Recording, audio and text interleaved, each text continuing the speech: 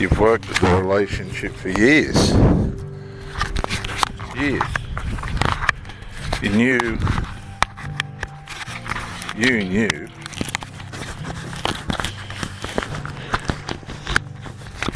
that drugs were disrupting the reliability of it, your reliability in it, and that it was, but they were too important to you.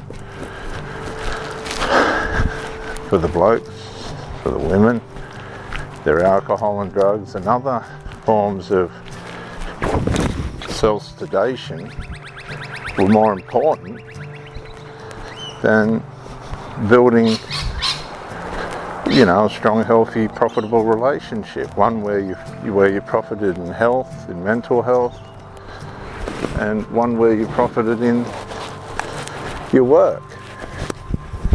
Because what happens is the habits, the foolish, silly, useless habits, they're only useful for wasting yourself, consume the money that was supposed to go into assets.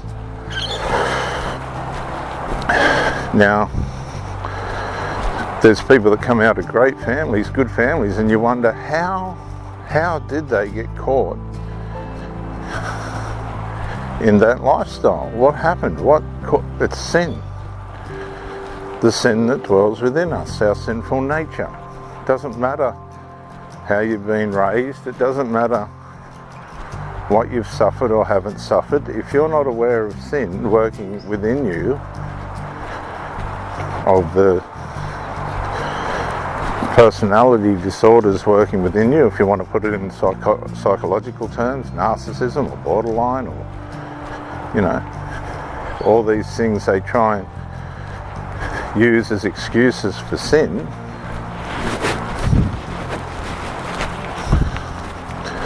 and you're not aware that these things are working in you,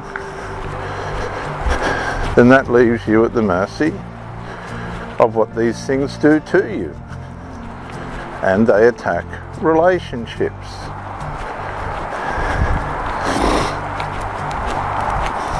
And destroy the things that are important to you. That's what they do. That's how it works.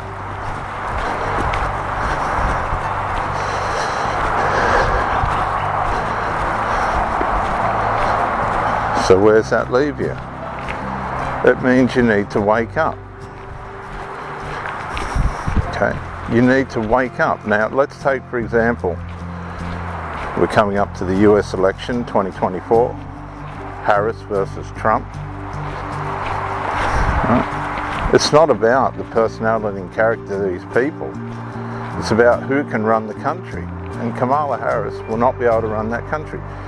She's been there for the last 4 years, and her track record has proven that she will not do anything. 10 million people.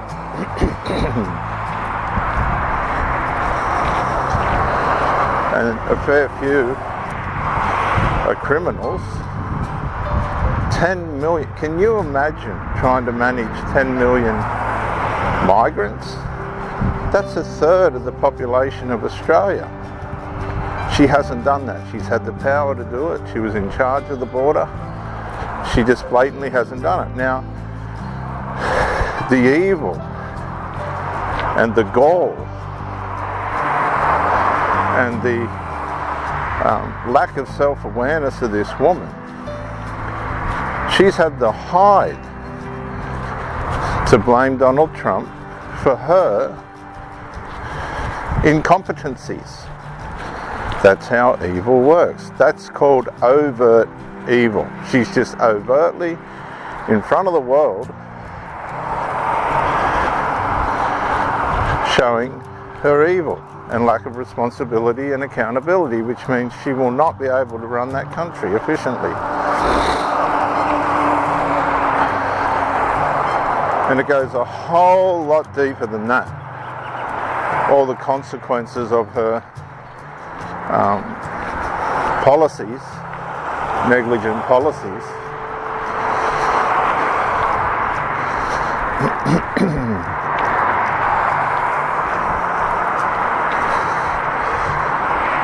That's how evil works. If you're not aware, if you're not awake to what's going on inside you, and you're not awake, like most people, to what's going on around them, no clue of what's going on around them, wouldn't know if the sun was rising or at the east or the west,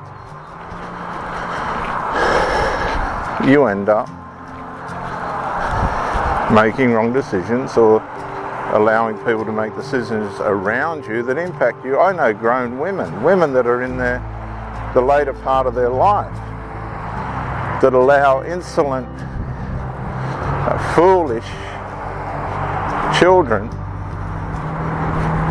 to make decisions for them, decisions that are clearly and blatantly wrong, and they just follow the children along like they're divine. And it's just one mistake after another, and this gets passed on to generations, and then a black sheep will come along and go, oh, hey, hang on, I'm not falling for this, and all hell breaks loose. So people lose relationships solely out of the pretense that they just don't want and will not and do not wake up. They don't want to wake up. They don't want to wake up to themselves. We've all been told by our parents to wake up to ourselves. Well, if they were any good, you were told. If their parenting was any good.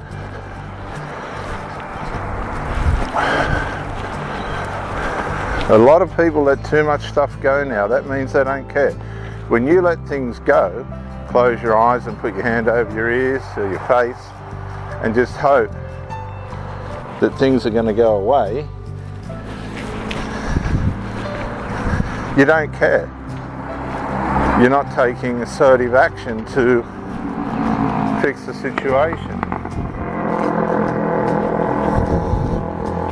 And that's why people end up with nothing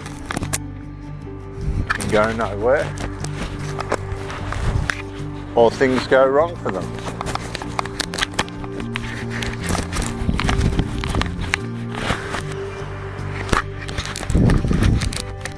And you want to be careful, because you could be injured.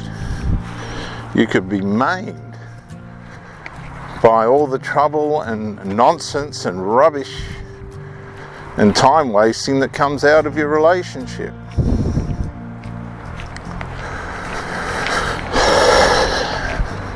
You have to be awake.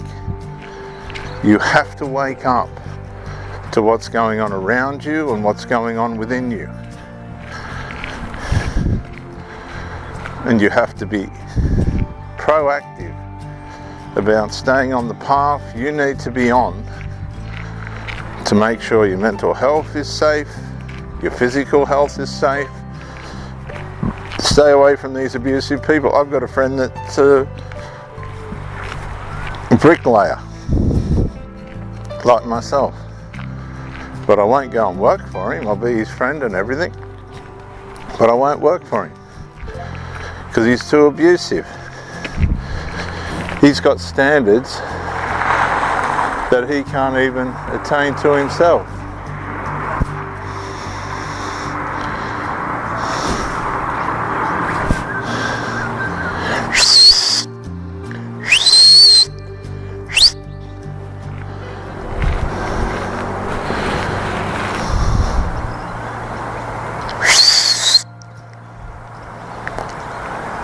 Come on, mate, keep with me, please. Come on.